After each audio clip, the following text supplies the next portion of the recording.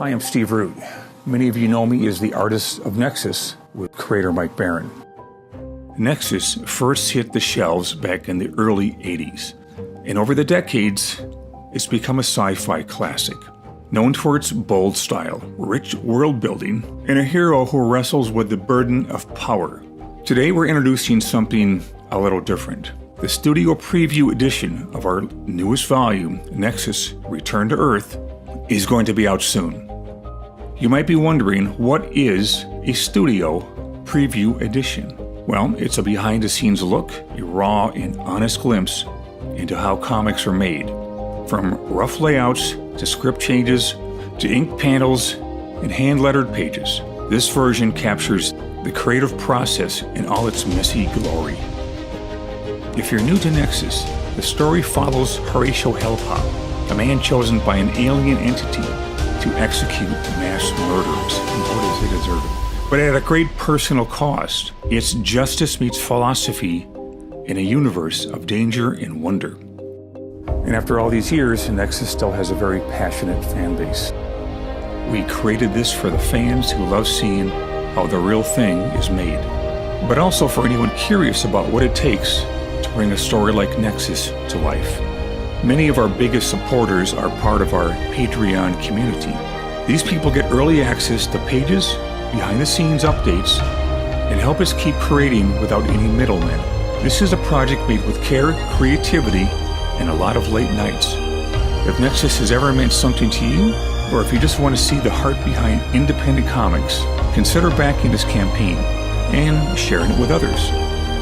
This is Rude the Dude, signing off until next time. Auf Wiedersehen.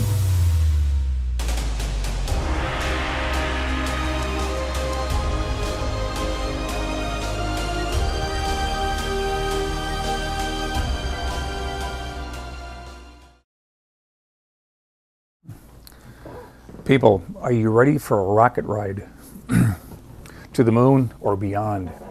We're doing a countdown. We have 15 minutes to go before we launch our rocket. And the launch is all about the Nexus Studio Preview Edition. Now, if you've ever been interested in exactly the real nitty-gritty that goes on behind the scenes in producing a comic book, especially one from who's been in the business since 1981, this might be of great interest to you. But once that rocket takes off, we're going to take your pledges. So get ready for that, okay? Get out your pocketbooks, your wallets, your pillowcase that you store all your cash in, and maybe you can see it within your heart to donate to the Dude Studios here with our Studio Preview Edition. There's a lot of guys that do this kind of stuff nowadays. It was very rare when I started in comics to see behind-the-scenes stuff.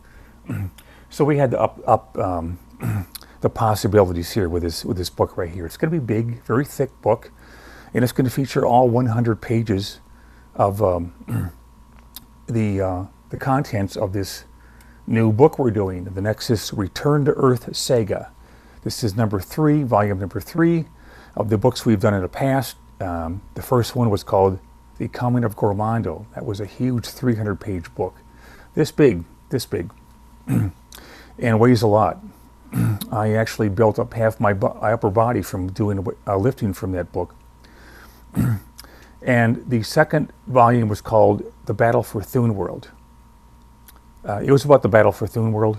And this one right here, Return to Earth, this is about returning to Earth. Nexus and Sundra and the little kid, Harry, their little boy, had decided to get out of where they were living on Ilum and pull up stakes and start anew. Much like you guys have done during your lifetime. You get tired of living at a certain place, you've got to get up and move and shake the moths out. So that's what we're doing with this preview edition here. You can see right here, this is one of the pages that's going to be in there. Once I take out all this miserable white out, it'll look brand new.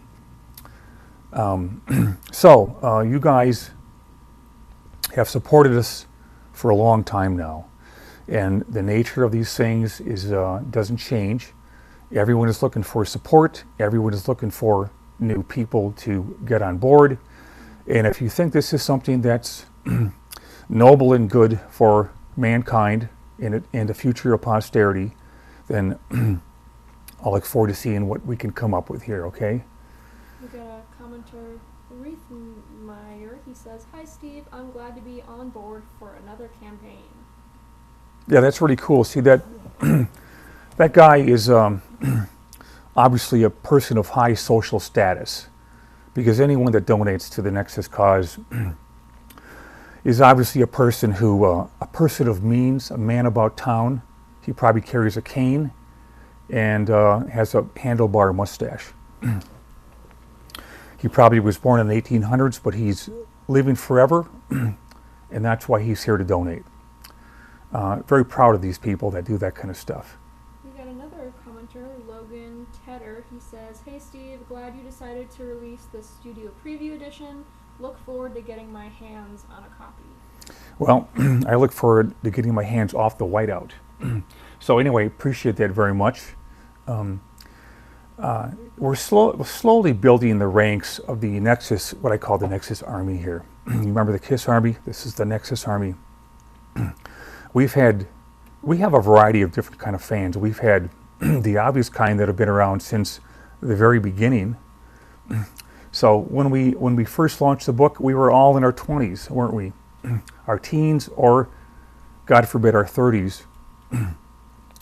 Time has passed, we're a little older, a little wiser, and I think the best thing about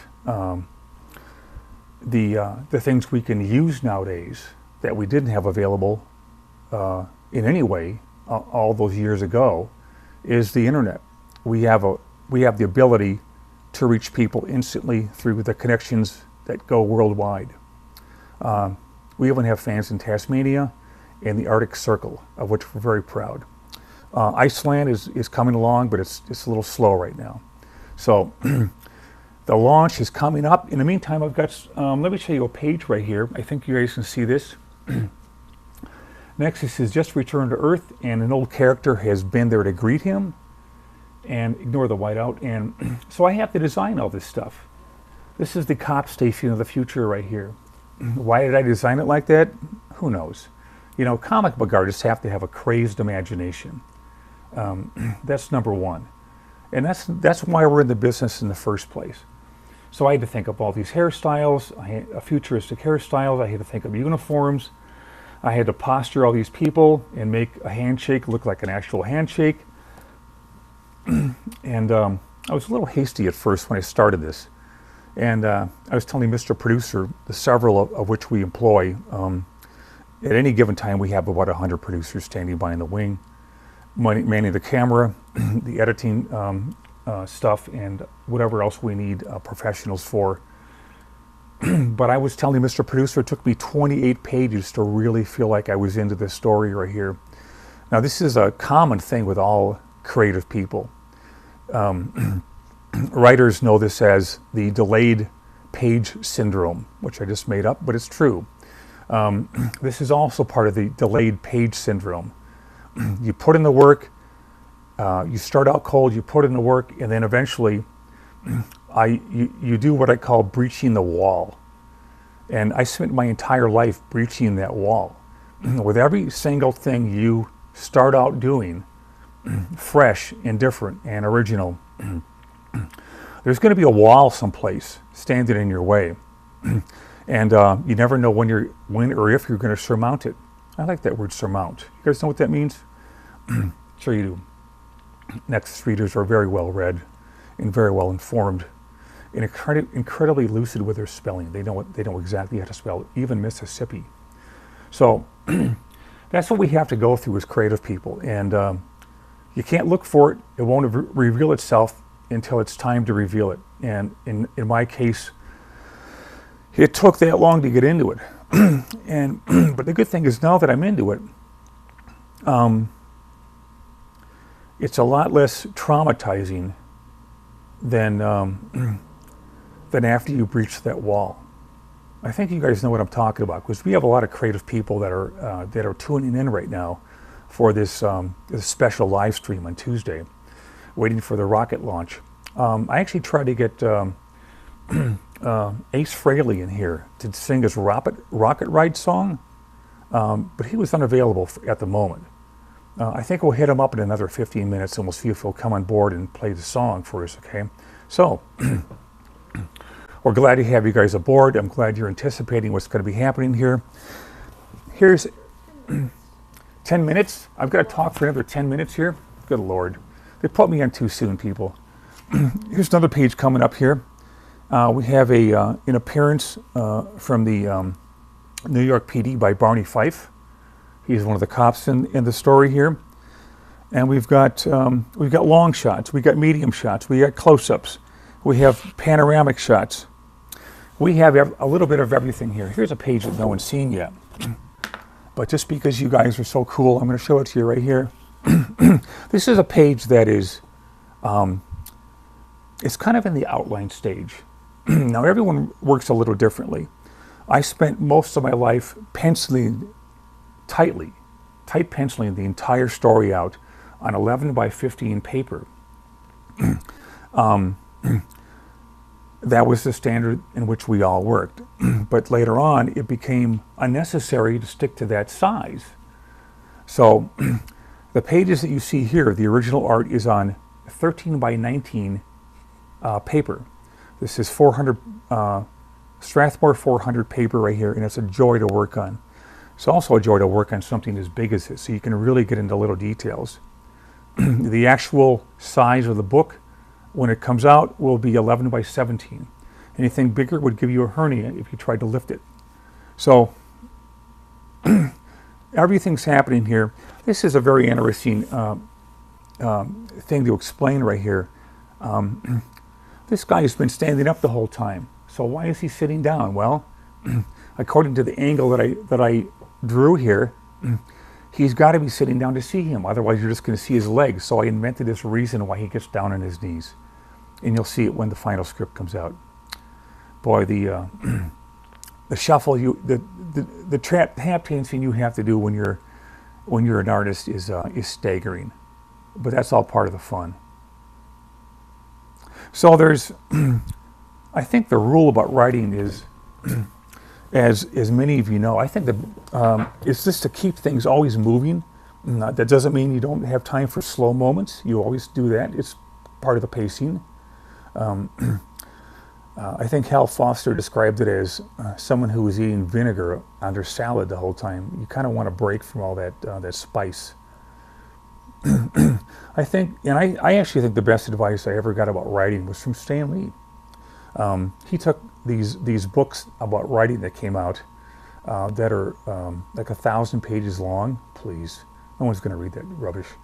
And he broke it down to a few sentences. And he just came down to earth and explained things in normal shirt sleeve English, as Paul Harvey used to say, and explained exactly what needs to be, how a writer goes about his business.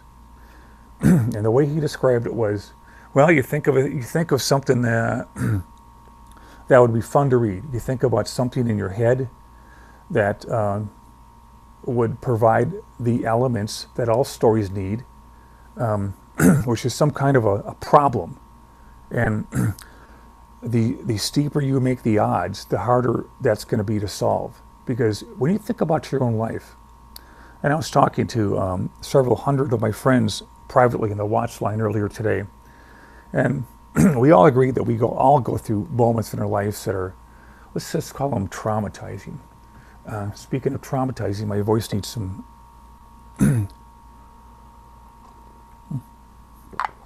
hot tea. Oh, the things we go through to be on live. Has Ace really gotten back to us yet, Mr. Producer? Not yet? We do have 3 minutes before the campaign is live for the public. Ah, so that's when the rocket ride's going to start. Okay, good to know these things. So we were talking about writing, right? It's actually much simpler than people want to let you believe, leave you believe. It's just common sense. When you've read something or seen something or heard something that gives you all the things that make you excited about reading something or watching something or listening to something, those are the same things you need with your own books. And now in the business, we have this incredible opportunity based on the fact that Marvel and DC are going way too PC and turning everyone into a transgender. I think the way to do it now is to do your own work, to publish your own stuff now. We have the means to do that that we never had earlier. And I think we should all look into that. And it gives you a chance to finally not have to walk up to some crazy editor from a huge company and beg for either a critique or work. No longer does that have to happen. You are a free human being. Guys, girls, and everything in between, as they say nowadays, are all free to do their own work, to publish their own work, and be free of editorial restraints, like I'm doing here by adding Barney Fife into my story. DC would clobber me for that. Marvel would too, because of their wonderful sense of lawyerly conduct. And I'm no longer beholden to that nonsense. So I'm as free as you guys are right now. And if you have a project, and I think everyone listening out here has something in their head that they want to do, either they are doing it or they're thinking about doing it. Well, I encourage you to go from thinking to doing, because that's really what life comes down to. Something that stays up in your head and never gets released is going to stay there until you release it. So you want to develop as much of the entire story ahead of time, but let it come to you naturally. You don't got to force anything like this. And that's not necessary. 20 seconds. 20 seconds for the launch. Yeah, okay, so we have the big countdown going on here. Let's do it together, okay? Pretend it's New Year's Eve. 9, 8, 7, 6. What comes after 6? 4, 3, 2, 1. Launch. Where's the sound effect? Oh, there it is. Project is launching. What is that stupid spinning wheel doing there? Don't you hate that stuff? So there's me. Who are these other clowns in there? Did they pay for this ad here? Ah, well, we don't care about these guys. We just care about the fact that we're launching another extraordinary thing, deal, book, element, item for you guys to further your knowledge about the workings of the field that most of you watching this want to get into, which is the art of comic book storytelling, or as I call it, illustrated fiction. There are so many people being born every minute, and people that have been born past many minutes that are watching this. We might even have some babies in the audience, but we'll get to those in a second here. The thing is, you've got this idea in all age groups that you never outgrow the sense of having to learn more. That's something that I think you probably notice or notice by instinct alone. But it's something you develop continually for the rest of your life, and that's what makes up your life. The minutes, hours, and days, and years that make up your life. And I find that at the age that I'm at right now, 39, things are going even faster than I ever thought they would be. So keep that in mind, you 20-somethings, okay? And everyone tells me that you guys are slackers. Do I believe that? Do you believe that? No, there's no such thing. There's always people in every generation that are lazy, and there are always people in every generation that are visionaries. And when you have that thing in your head, when you have that vision of what could happen, you need to do it. So we have the pledges coming in at this moment right here. Question from Logan Tedder as well. Oh, Logan, okay.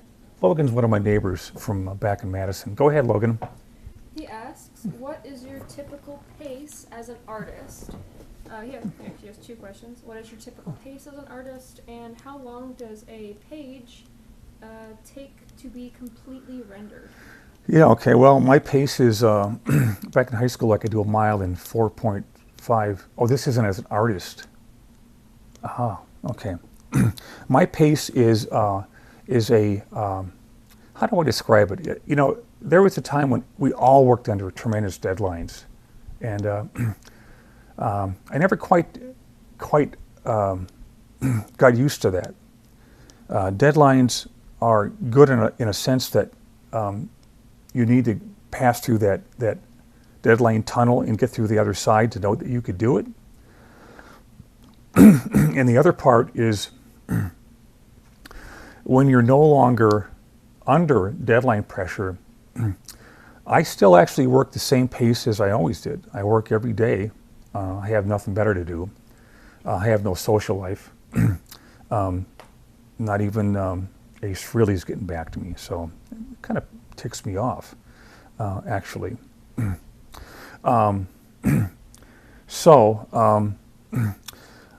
What was the other question that he... So what's your pace as an artist, and then how long does a typical page take you to be completely rendered? Yeah, well, I guess that's the question everyone asks. I always ask that question. I think it's a form of self-soothing to know that this is the way people you admire work. This is the pace they work. Well, the pace varies from artist to artist, obviously. You have the Jack Kirbys that somehow could do things in a superhuman speed, at a superhuman speed, and then there's guys that take forever, and these aren't guys that get regular work because they can't be counted on. I remember DC would always call me up for the artists that are prominent in the business today, and they would say, Steve, this guy is way behind, and we need you to step in and finish the book. So I forgot how many times that happened, but the problem there is that the editors and the publishers would abide by that. They just say, okay, well, we like him so much, we're going to put up with his lateness. I don't know if that's a good thing or not. I think every person needs to know what it's like under the gun and produce because you're forced to. I think being forced to do something to prove yourself, what you can do, speed-wise is a good thing. I don't keep up that speed now, but I do work every day, and I wouldn't call it a leisurely pace, but I would call it a pace that is perfectly equitable to my sense of get it done. So honestly, what I have right now, I would consider that a perfect life. And it's the way I want you guys to go too, with your own special individual projects. So, any more questions before I go on with more profundities of the universe and other stories? Yes, we have a question from Jeff Yu. He asks, hi Steve, would you ever consider going back and hiring a writer to follow your direction so you can spend more time on the art side of things? The answer is no. When the time came when I had to face myself, I actually tried to hire writers after me and Baron kind of parted ways for our different visions on the character. I looked at a good 12 people, and none of them had the right stuff. So that was the point when I said, well, if I don't learn how to write myself, then I'm sunk, because this is what I want to do for the rest of my life. And God knows I was familiar enough with the characters, and God knows I had untapped sides within me that never had a chance to come out, nor did I want them. I always wanted to work with a writer. But now that I've overcome the odds and hopped over the wall, as I call it, I'm honestly having the time of my life, and I wouldn't want to change that for anything. So the process of writing and drawing together is ideal and optimum. That's all the questions so far. Okay, so that's all the questions so far. Let me see if I can make up a question for myself here. Steve, what would you want to know about yourself that people would like to know about? Practice. Okay, so we have a book that's coming out here. Some of you know about it. It's called How to Draw the Figure the Steve Rude Way. That's me, Steve Rude. And it's a big, thick book that is spiral bound. I think that's one of the things that makes it unique, is the fact that you can lay it out on your drawing board and it's not going to fall off. You can open it up and not worry about bending the spine or any of that nonsense. So, at the end of that book, which we just got completed, and it's a book that's for sale online. Soon the copies will be flooding in to our home here in wonderful downtown Burbank, and that's when we can start sending out the physical copies, because I'm a physical copy kind of guy. I think a lot of you are too, at least those over the age of 5. So it occurred to me, as things often do, that if I'm doing a book in figure drawing, what about the possibility of doing a book on how to paint? And I instantly embraced the idea. I thought, well, and this is important. It doesn't matter how many books that are out there on a subject. I mean, there are 1,000 books on Da Vinci. There's 1,000 books on how to speak Spanish, and there's 1,000 books on Indian basket weaving. So my suggestion is that, just like I'm encouraging you to do your own book with your own vision, tastefully, of course, because we're all tasteful people here, tuning into the Rude Dude place. I think that your life is here to accomplish, and the things you need to accomplish are the things that's within you. And that's where the idea of the how to paint book came in. There are so many things unique to the way I've learned things, the people I've met, the chances I've taken, and the places I've flown to learn from artists that, to me, were the greatest of all, which are the illustrators from the war years. And this is a pretty bizarre thing. I realized at some point that most of them were already dead by the 70s, and I wasn't going to let anyone who was still alive pass me by. So this was back in the 80s when I would just call people out of the blue, these great men that are still alive, that were the best artists that I've ever seen, and just call them up. You can't do that today. So the world is not a better place in that regard. But back then, you just picked up the phone and you called people. If you wanted information from 411, they'd give it to you. They wouldn't give you a hard time and threaten to throw you in jail. But it was a different world back then, a much better one if you ask me. I would know, I lived through it. And I think anyone else who lived through it feels the same way. Things were much more down to earth back then. But you know how it is. Progress is one step forward, 2 back. So I would call up these guys, and in the case that I'm thinking about right now, the guy lived in Bridgeport, Connecticut. I was in Madison, Wisconsin. That's a good 1,000 miles to get over there. So I promptly arranged to get on a plane. I had a travel agent. You just call them up, and or you drop by their place and hang out, and you do it together. I miss those days. And you book a flight for as cheap as you can get it, and you arrange to fly in and meet these great masters before they're not here anymore, because they're not going to live forever. And so you can't treat time as something that's that doesn't have a finite sense to it, because it'll come to an end. Life's come to an end. Take advantage of things now. Don't wait till later. If I would have waited on any of the things that I ended up doing, that, let's say, the great special accomplishments that informed me as an artist more than I ever could, had I not been there, I could never have learned what I did. But I did, and those memories will live forever for me, even though the artist that I'm talking about from Bridgeport, Connecticut is long gone. He died in the 90s, but I had 4 visits with him the time that he was still there. The first visit was the best because he was only in his mid-80s, and timing was very good on my part, because a year earlier he had a stroke and couldn't talk and couldn't move. Well, he came out of that, thank God.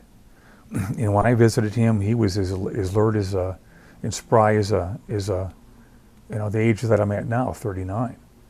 So it was wonderful to see that, and we had the best time. What was interesting is this artist that I'm thinking about is normally a very calm, collected, non-irascible type of guy. Well, he met me, and he was obviously put to the test. I said, hey, buddy, could I take some of these samples that you've done home? I just want to have a record of having been here and have a couple things that you had lying around that you probably were going to toss out. And he goes, well, if I gave something to everyone who came here, I wouldn't have anything left in the studio. But, me being the dude, he let me have it. He also showed me his special tricks that he did with paint. And those are the things that I've already recorded about in the Steve Root Artist in Motion book, out of print, sold out. And it's, again, something I'll be doing when I hopefully will publish this How to Paint book by me, myself, and I. So, by the way, this is the pencil I use to draw things in. This is a very common tool right here that almost everybody in the business uses. Everyone's into this blue pencil thing. And the blue pencil that we happen to use, you don't have to use a blue pencil. You can use anything you want. You can use a stick if you want. But the blue pencil is for the underdrawing. When I underdraw and construct the mannequins, and the figures, and the placement, and the gestures, and the poses, I think with a blue pencil. Later on, I think with a regular HB pencil. And even beyond that, it comes the inking stage, which I still do by hand and always will.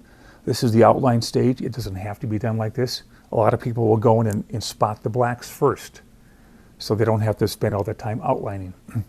But I've done every way imaginable. And this is just the way I happen to be working now. It could change tomorrow. You never know. Who's up for a drink?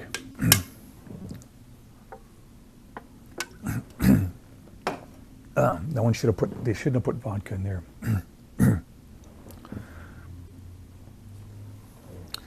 So, how are the numbers doing there, Mr. Producer? Just past $3,000 in pledges. Are you serious? Are you kidding? Did you guys hear that? $3 billion $3,000 in sketches so far. Well, I should be looking at this thing, right? Whoa, people, did you see that? Give yourself a pat in the back here. We're cruising here, and we are riding the rocket. $3,402. We have 30 backers, and we have 21 minutes left. Oh, that's days left. Okay, good for you guys. You have 21 days left to donate to your favorite cause, which is me and yourself. But right now, one thing at a time, right? You know what? Let's watch me put on some whiteout here. My favorite thing I don't like to do here, right here. Let's get a good thick brush. Let's reach over here and grab one of the tools that everyone is using nowadays. And we will dip it into the white side here. And one of the things I like to do is because I want to smooth it out and not build it up too much, I just give it a shot of water. And then I put it on like this. I spread it on like this. So I don't have a whole lot of texture to work over with when I have to correct it with the ink. And everything turns out fine and dandy, and the world goes on and is happy for another day. No paper except watercolor paper likes to be wet. But here at the Rude Dude Studios, we work with professional quality things, and that makes all the difference right here. The good thing about whiteout is we all know why we use it, and there's almost no such thing as being perfect the first time around, no matter how tightly you might pencil, which I did for most of my life. But funny things happen when the days pass you by, and you get to the age of your late 30s, and that is You forgive yourself for not being perfect. So on goes the whiteout, and when it gets done, the paste looks, the piece of paper looks pretty unblemished. And if it does, just work with it. You know, we all work within these parameters. That's a good word. I like that word. Ever have to think of the right word in a second? Well, that's what I do in these live streams here. Nothing is rehearsed. I take the 100-page script that I've been working on and just put it away and just do the best I can. Just like you guys do, right? Oh, this whiteout is this awful right here. Maybe I shouldn't forgive myself. Okay, so that's page 1 with a whiteout. Is there any other pages that require my touch here? Well, Barney Fife seems to need a little bit of touch-ups here. By the way, for you guys that don't know who Barney Fife is, you have my deepest sympathy. Everyone from my age group, the coolest age group on earth, grew up with Barney Fife. And it's up to you guys to do your research and find out who he is.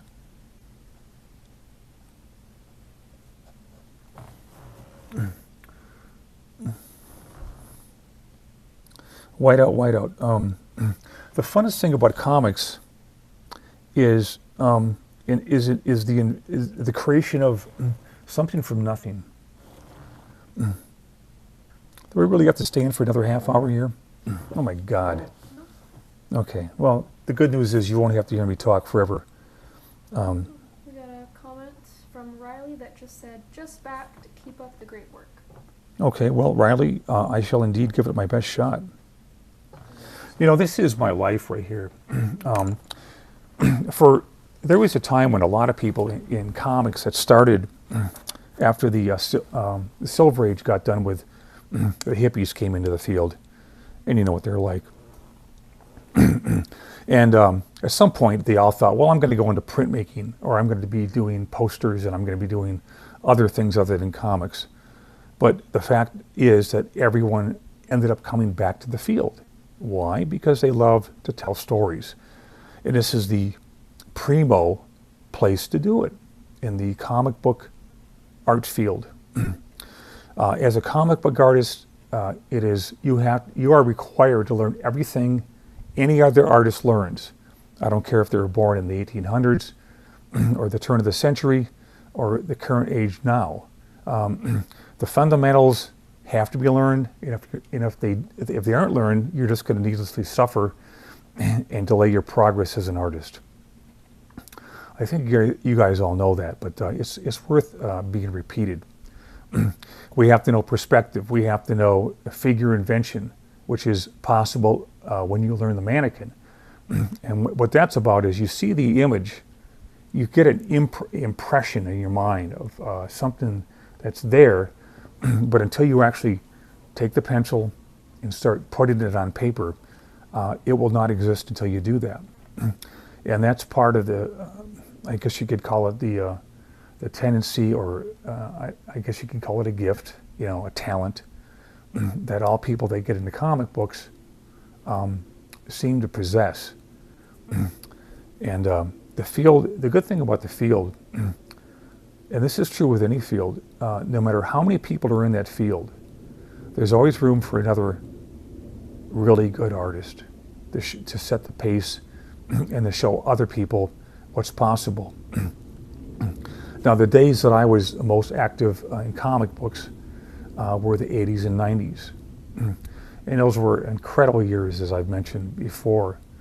And the people that I look into now, as far as teaching me and helping me keep on track and not get try to keep the whiteout as much as possible out of my pages, which is not working, I go to the people of the past.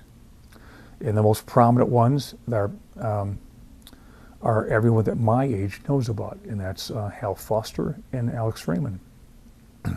These two guys were the best. They were both different in many ways, but they kind of covered the spectrum as far as art styles go. Honestly, the guy that tops them all is Hal Foster.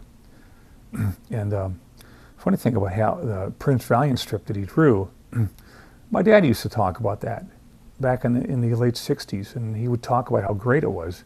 Well, at the time, the strip wasn't being done very well. It was it had a very clunky drawing style that I didn't really care for. The nuances weren't there. The characters didn't really look alive. They looked kind of dashed off. So I thought, what's the big deal? Well, I found out later on when they started reprinting the original creator's version of Prince Valiant started in the 40s. And when you look at those, you begin to see that this is what I consider to be the last word in sequential storytelling. This guy conceived, drew, and wrote an entire world that looks so real, and it was real down to the last knot they tied back in those days to sail a ship or build a ship or do whatever they had to back then. It was a stunning achievement that I don't think can ever be equaled. But there may be someone that comes along at some point. I think it would take another 100 years to find them, but someone that could do work almost the equal of what Hal Foster did with Prince Valiant. How are we doing here? Has this needle moved at all since? Oh, we have to refresh. Hey, no kidding. We just bumped it up to 4. Oh my gosh. Yeah. Holy spit. This makes me feel pretty good. You guys are really getting behind this right here. I've often thought, if I had a millionaire backer, we could just end this right now. Kind of like when Jerry Lewis was doing his telethon and Jack Benny came up and just said, "How much does it take to end this right now? I'm gonna take care of you, and how many millions do you need?" Well, I've never found someone like that. But in the meantime, as they say in The Fiddler on the Roof, keep walking. So your pledges are really doing us. It's putting a smile on our face. It's putting gas in the car, and the mortgage is being paid. And don't forget those nuisancy neighborhood fees that they always charge for when you leave garbage on the lawn. So change the subject. How many of you guys have pets out there? Actually, I'm curious that whoever has the most exotic pet should write it and tell me what it is. When I was a kid, there were 2 things I wanted more than anything else. And I have to whisper this because I don't want everyone knowing about this. But the first one was a cheetah. And the second one was a peregrine falcon. And I liked them because they were fast. They were faster than anything else out there. Another thing I want to ask about is, are any of you guys watching the boxing scene out there? There's a guy that I'm really into, and they called him the Japanese Bruce Lee. So all you fight fans out there, if you've seen this guy fight, he's never lost. He's gotten knocked down twice, but that only fuels him to get up and beat the crap out of the guy even harder. And the reason this Japanese Bruce Lee, this Inoue kid, is so good, and I think we can draw parallels here with the arts field. The reason he's better than everyone else is because he works harder than anyone else. He's the best, and he still works harder at it. And another thing that helps, that kind of escapes me because I don't think about beating up people very often, but this guy loves to fight. All these guys in that field love to be part of their field. Apparently they like to beat the crap out of someone facing them, so all the power to them. And this Inoue kid is a gentleman. Not everyone in the field is a gentleman. This guy's got no tattoos, he's got no things sticking out of his nose or ears. He's just got the body of a fighter, and he's constantly honing himself to get better all the time. His dad is his coach, and they work this guy like nobody else. So I guess the point is, however hard the other guys are working, I think this guy aces them out, every one of them, every time. And that's why he's the boxer that he is.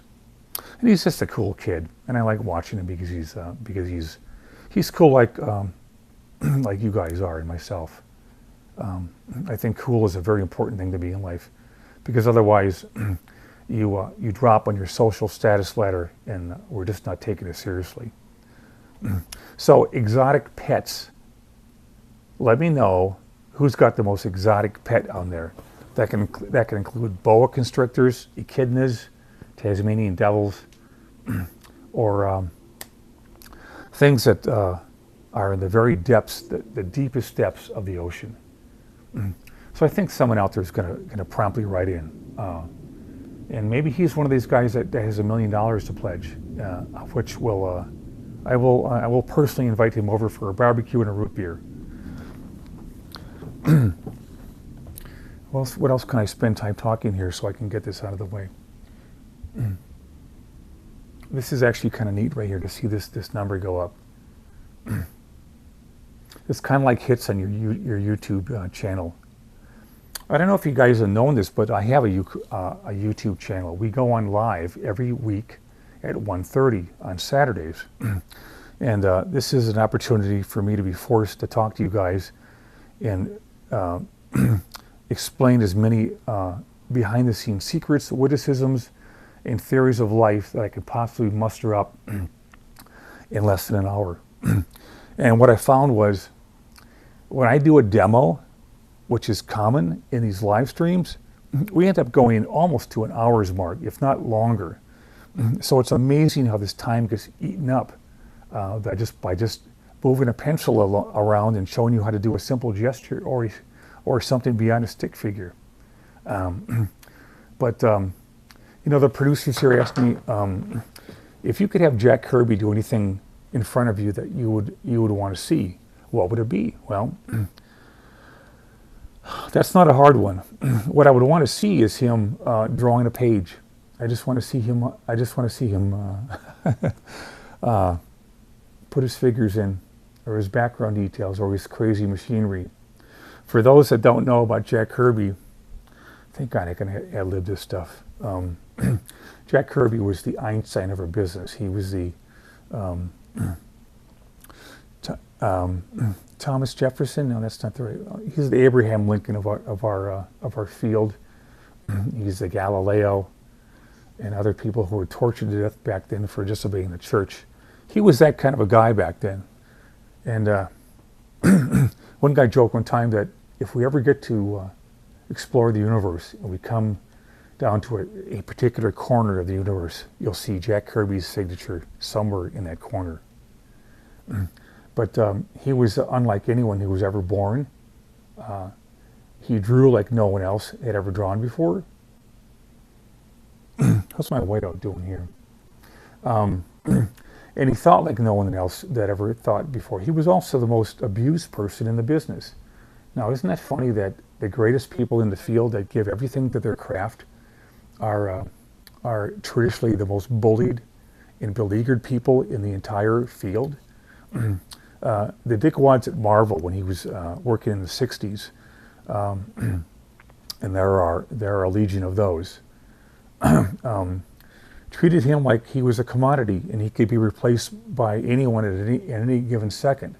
Well, that's the time to stand up for your friends. And at the time, he wasn't being stood up for, and shame on them. There's going to be an afterlife that they're not going to want to be part of, I think. In comics, there are many people in that afterlife doing the tap dance and Coles. And I won't mention names, but one of them is Martin Goodman. He was a real dick. He exploited everyone, was cheap to everyone, and expected something for nothing. My kind of guy. So the true people that really made this field what it is are the ones to be lauded. They're the great people of all times that I feel like I owe everything to. And it's a good feeling to have that, because you always know your place in the world.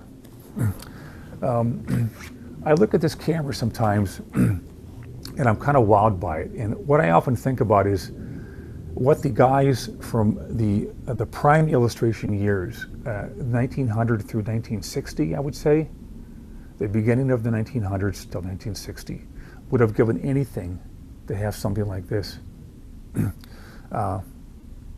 So the guys that didn't grow up with this stuff are people that know how to appreciate this more than anyone else, because the images are instantaneous.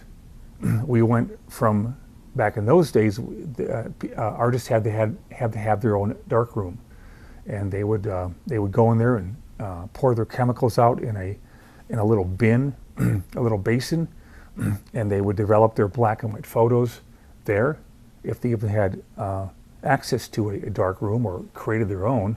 Otherwise, they would have to wait a day, 2 days, 3 days, 4, I don't know, to get their pictures developed as a reference to begin their paintings and illustrations with.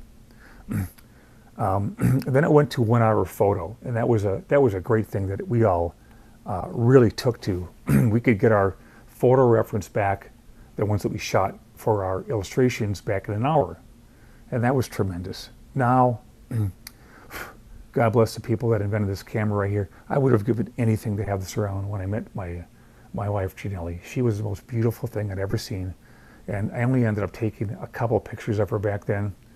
I don't have many regrets, but that's one of them. I would have given anything to have a camera like this. Something that wasn't clunky, that hung on your neck like an oversized albatross, and just to capture her beauty forever. Because right now, if you don't have photos, you just have memories. So with this camera right here, I have instantaneous access to anything that I might shoot. If I need help with a hand posture, a hand position, or a head position, or folds, or anything, I have instantaneous access to those things by way of this camera right here. How are we doing pledge-wise, Mr. Producer? We are less than $300 away from $5,000. Holy spit.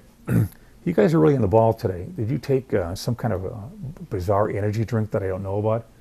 Because if you did, tell me what it is. But the fact that we're almost reaching our $5,000 goal, and how long has it been since we started on here, Mr. Producer? About 50 minutes. 50? 5-0? Like Hawaii 5-0, book 'em Dano? Okay. I thought it was 15 minutes, but you know, you can't expect miracles here. But if I was expecting miracles, I would want that millionaire to come in right about now and blow everything out of the water. We could end this thing in 5 minutes here. What do you say, millionaires? I know you're out there, and surprise me. You never know. It's time for a tea break. Guys, grab your tea. Coat your throats, and I'll try to keep talking, or not. Mr. Producer says talking is up to me. Flowhard, do you want to take over for Daddy here? Now, if we do a little zooming here, you're going to see who the name Flowhard belongs to. Flowhard comes from blowhard. Blowhards are dogs, and I want you all to start calling them that too.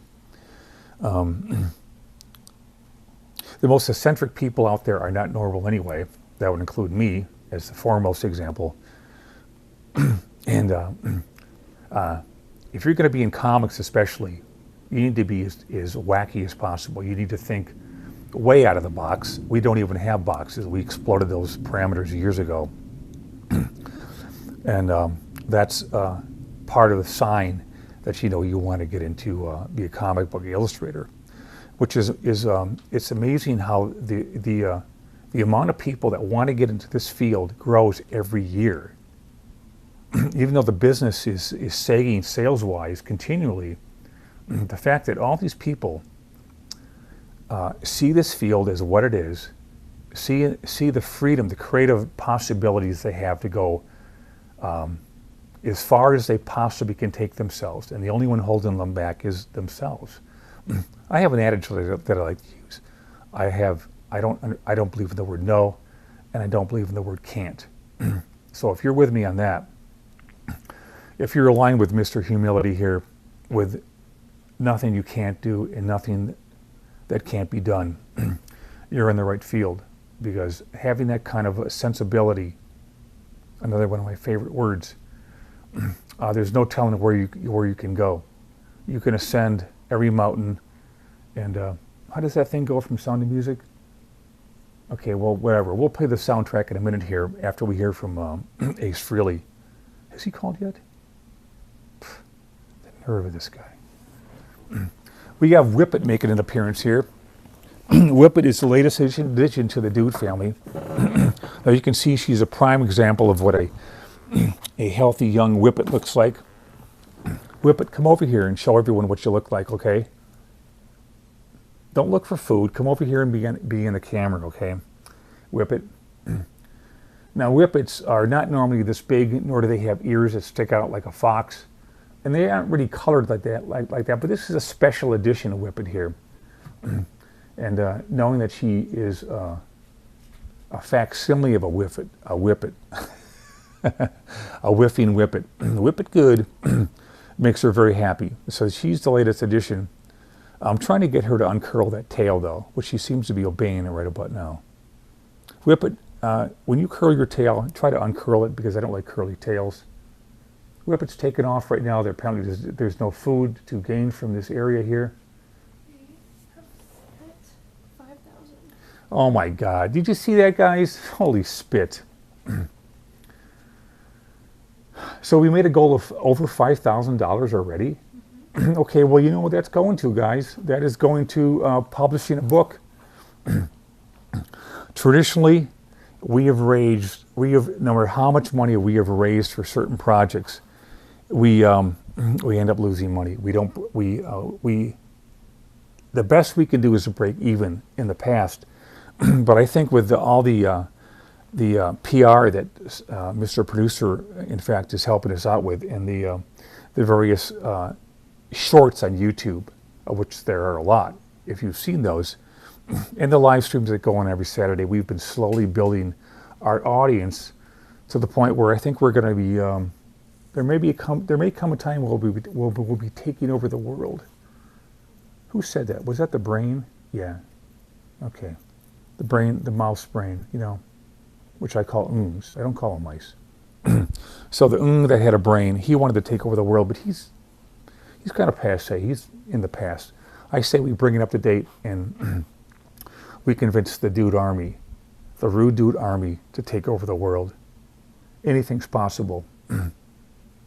If you've ever studied the exploits of Alexander the Great, then you know how to do it, or Genghis Khan, or Attila the Hun, or even Napoleon. You never know. History is there to teach us. And you guys are here to pledge, and you're doing a good job with that right now. That's amazing. I don't know who you guys are out there that are pledging like this, but the feeling is pretty good. If we get enough dough to either break even or even surpass that, we might even make a profit. And that's certainly going to make Gino Ginelli, the girl I was telling you about earlier that I married, that puts up with me for 30 years, she will be very happy, and she'll be more happy than anyone else.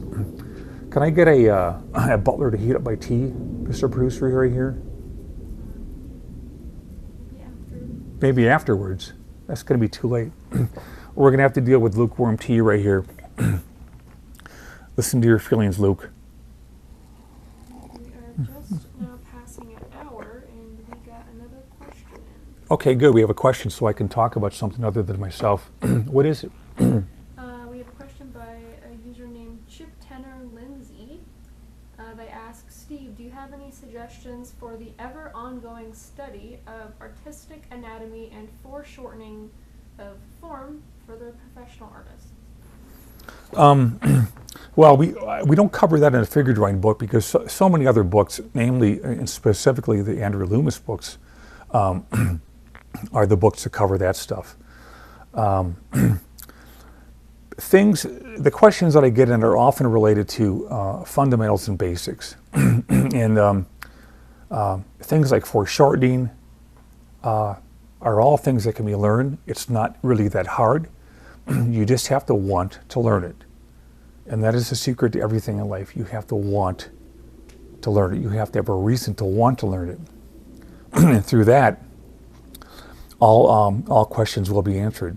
Now, I don't know how this guy's doing. Is he, is this guy with the 3 names, is he a professional artist? Or is he someone who wants to get into the field that just wants to throw a few questions by me? I'm just kind of curious about that. So we'll wait for the answer while we watch the tally go up and up. I'm looking kind of old in these pictures here. I don't like that. Good thing I'm staying 39. We have a new sketchbook that we just got here. The old one fell apart. It was about 30 pages from being finished, and it just spontaneously exploded. I've never quite seen that happen before, but in the past I've dropped my sketchbooks in floods. I've thrown them into orbit, and they've always come down, landed on my head. But in this case, I didn't do anything to make this happen, so I'm a little confused by that. So I bought a new one just to ramp up with it right away in case I don't want to finish the rest of the 30 pages that are just on their own here. They actually fall out of this sketchbook. Oh my God. What about the exotic pet thing? Have we got an answer to that yet? Are there any millionaires that can afford exotic pets? Let me make a suggestion, okay? Does anyone have a Quadra out there? Quadra is a South American skunk. How do I know these things? Well, I grew up actually drawing animals. That's all I did. Me and my dad would have drawing contests on the couch back when I was a little kid. And every Christmas and every birthday, which is a week apart, I would get animal books, and I would open up the books and grab paper with the lines on it, and just grab a pencil, any kind of a pencil. Sometimes they were this long. There was the little stubs you get from the office. And I'd just start drawing. I don't think I even had an eraser back then. And it was just, that's what I did with my time. I would draw my animals. And thankfully, a lot of them are in scrapbooks that my mom has saved throughout the years, rightfully so. But by the time I got into the sixth grade, after I was a semi-little kid, I wanted to be a cartoonist. I wanted to be like Charles Schultz and draw Charlie Brown and Snoopy. And this is a fun fact that I know 1% of you, if not less, know about. The little orange bird. Where's that little orange bird? The little orange bird. Let's go find him, okay? The early bird, egg bird special print. Free for the first 48 hours. This bird, I created him in the 5th grade. And I called him Egg Bird. I have no idea why I called him Egg Bird, but he was shaped like an egg, so there you go. And I must have done hundreds of adventures of Egg Bird.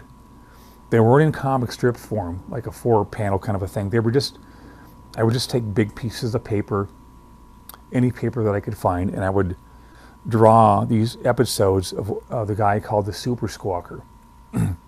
I also called him Super Squab because that name sounded funny to me. I later found out that was a baby pigeon. But we invent anything we want because we're comic book artists and can get away with anything.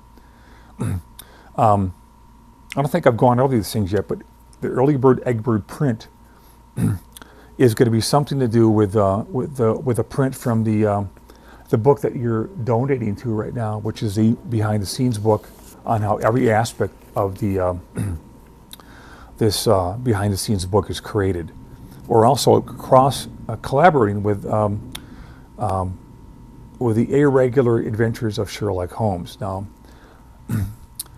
I was probably in college by the time I got into Sherlock Holmes, and the thing about these old books and these old characters that everyone knows about that have thrived throughout the years is that there's a reason for that.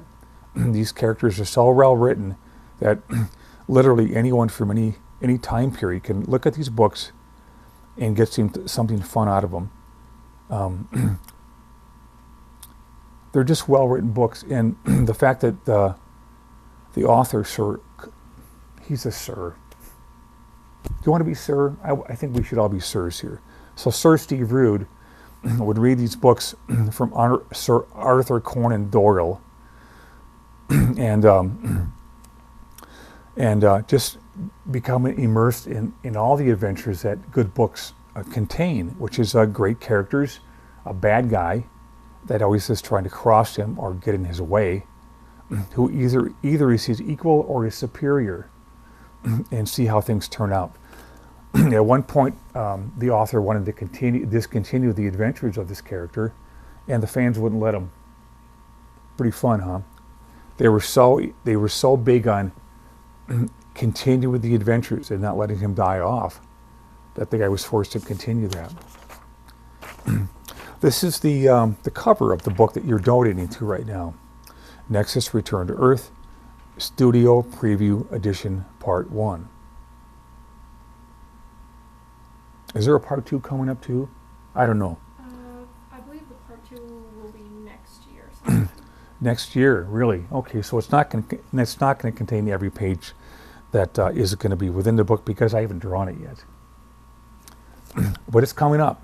Digital, hardcover, softcover. We're covered. You're covered. Everyone's happy. Let me read from a cue card here that is big enough for my eyes to be able to read it. September 9th, that's today, the launch party. Nexus returns to Earth live at 1 p.m. As you're well aware of by now. The studio preview edition of Nexus Return to Earth is live in just a few minutes. Well, that's a thing of the past now, you see? Everything goes into the past. What is the studio preview edition? Glad you asked. This is the book walking you through the story page by page with behind-the-scenes commentary as if you were in the studio with me, which you are right now. Daily trivia. Oh, who doesn't like daily trivia? Well, I never did, but you guys might like it. Participate and win a free commission. I guess that's something I have to draw for you guys. So if you participate, you'll win a free commission. We've got daily trivia questions. These are all about questions about mostly related to Nexus and the rich history that we've had since Mike Barron and I began the comic book back in 1981. We have daily trivia questions going on that earn you points for the campaign. This is a campaign. We're all earning points. Whoever gets the most points, always important, gets a free sketch at the end of the campaign. So I got to think about that. What kind of free sketch can I do for the guy that's really good at trivia? Any word on that exotic pet thing so far? We do actually. Oh my God, we just got a few people in. So on top of our making our $5,000 goal, soon to be surpassed by the soonest millionaire that can get in on the launch party here, we actually have someone who has an exotic pet. Let's hear it. One person wrote in, Dan Lega, I believe. He says, as for exotic pets, I have pretty blue chameleons that sneak into my house. Does that count? No, because it's not an official pet. You either have to get it for free or pay for it or smuggle it in from South America. So let's keep going with the incredible exotic pet contest right now, as well as waiting for your contributions here to the studio preview edition of Nexus Return to Earth. So we actually have a trivia question here. Today's trivia question. Where did this little orange bird come from? Well, I already told you that, so you're going to obviously know that. Where did Egbert come from, the little orange bird that hops around the island? You know, he wasn't a part of the original cast. Whippet, what are you doing there? You want my tea? You're not going to get it. Whippet, good. Whippet, you have 2 different colored eyes and a pink nose. Do you like having that, Whippet? Look at Whippet. Did you like being a Whippet? Do you think you're a Whippet? According to the books, you're not. But I'm calling you a Whippet anyway because you look funny. For those of you that have pet Whippets, here's my Whippet story. I have several, actually. We were going to an art fair, and we saw this statue of a Whippet. It was, we knew it was a statue because it didn't move. Then I got closer and found out that it was alive. So I was overjoyed and I started petting the Whippet. when I was overseas in Breda, was it? The Netherlands. We saw 2 whippets on the street. And of course, I, being the person who takes advantage of every opportunity imaginable, launched myself upon the 2 whippets and promptly attempted to steal them and take them home, which would have been hard because it was an overseas trip. Maybe I was better off not doing that. But I spent a couple times with moments with the whippets, and the people that owned them, who refused to give them up. I had a good time talking to someone from the States that was really into whippets. So we know where Egbert comes from. That's no longer a valid question right here. If behind the scenes interests you, if you want to complete for points, and who doesn't, go to steveroo.com/RTE. That is not a bus system from Madison where you used to grow up. That is Return to Earth. Return to Earth. And watch the rocket launch with us at 1 p.m. This is a little behind the times here. We're already at, what is the actual time, Mr. Producer, that we're looking at currently in the world today? It's 1:50. 1:50? Really? 1:53. Holy spirit, 1:53 to be exact. Do I have to keep talking, or can someone else do that for me? Whippet, what do you say? You can refresh it. Almost at 6,000. Did you guys see that? I don't. Can you guys see this number going up like this? Yeah, I keep switching cameras. Whippet, get off the Mr. Producer right there. Oh my God. Whippet. Whippet is a puppy. She's less than a year old, and you know what that's like. Guard your pillows. Put them in the closet. Don't leave them for Whippet to get out and chew them up, because we've had several that are currently looking for a place in a trash can right now because of Whippet. What else does Whippet do that we like so much? I like chasing Whippet. When blowhards are puppies, it's fun to chase them. They look at you and you look at them, and you suddenly start chasing them, and they go mental. They go up and down the bed. They twirl around in a circle. They do somersaults. And this particular Whippet right here, she's mostly concerned with just ripping up pillows. We do have a dick here called Pillow. She's a kitty cat, and we call her Pillow because she's fat. And if anyone is missing a pillow, like we are these days, thank you, Whippet, we can use Pillow in place of a pillow. Is Pillow over there by any chance, Mr. Producer? People that tune in regularly have seen Pillow before. But the one I really can't stand around here is Weasel. Weasel is a Chinese dick, and she is completely good for nothing. Oh, she's on the stairs. Okay. Weasel is a Chinese dick, and she is wild. If you try to pick her up, she'll bite you and scratch you. Typical of dicks. Now, I don't know any blowhards that do that, but only dicks. Right, Whippet? This is a smiling Whippet right here. These are the only creatures in the animal kingdom that actually smile. For those of you who know an artist named Ray Kinsler, a great artist that passed on a couple years ago, I was privileged to be perhaps the last person to ever visit him in New York. And what does this have to do with Whippets? Oh, he was...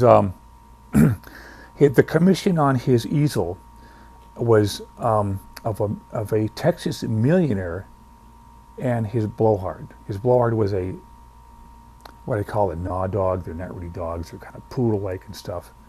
And that'll recount as blowhards. No offense to the poodle owners out there. But the blowhard, according to the millionaire who was paying for this, did not have a smile on its face. He goes, look, I'm not going to give you the other $1 million unless you put a smile on that blowhard's face. Now, don't tell anyone this, because this would offend him, even if he's up in heaven right now, which I don't think he is, but he get kind of nasty sometimes. But I actually wanted to volunteer to paint the smile on the blowhard's face. I probably could have done it quickly, but remember, when people get up in their 90s, you know, they're a little, they slow down a little bit. Not that I ever intend to find out myself, being 39, but there will come a time when, and this is nothing I intend to do. All right, you understand that, right? I don't intend to get old, so I'm exempt from that situation that most of you are going to have to deal with at some point. I'm not going to slow down.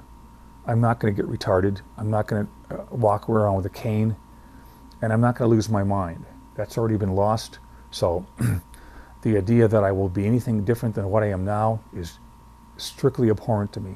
We are an hour and 15 minutes in. And which means what to the Mr. Humility here? What does that mean as far as my jaw goes? Does this mean I have to keep entertaining people for longer? It doesn't? Can I leave anytime I want and get back to work with a whiteout? Okay, guys. Well, look, I'm going to say goodbye. My goodbyes right now. What other goodbyes do I know? Auf Wiedersehen, ciao, sayonara, adios, of course, and Just hit 6,000. holy spit! I'm glad I didn't leave because I am now witness to $6 billion to be raised for our studio preview edition of Nexus Return to Earth. You've supported us in the past. You're supporting us now, and we hope we can count on you for future donations. It's just terrible to beg for money. They tell me it's not begging for money, Steve. It's really just relying on people that want to see what you're going to be doing to finance it, so we don't have to pay for it. That's kind of how I look at it. Yeah, so I'm going to get back to work, you guys. And I want to thank everyone for doing something for for supporting the Rude Dude establishment. The Rude Army is growing every day. We want you to stay part of it. We'll eventually be ushering dog tags to helmets that bear the Rude Dude logo. So look forward to that. In the meantime, the pledges that are coming in on this rocket ride that we never heard from Ace Frehley about is going very strong. I hope you keep it up. I'm very grateful to your support. It keeps me drawing, it keeps me at the board, and it keeps me drawing what I want to be doing for the rest of my life, which is more stories written and drawn by Steve the Dude about Nexus. I'm going to heat up my tea. You guys take care. Don't forget to write in about your exotic pets. And thanks again. We'll see you soon. Bye-bye.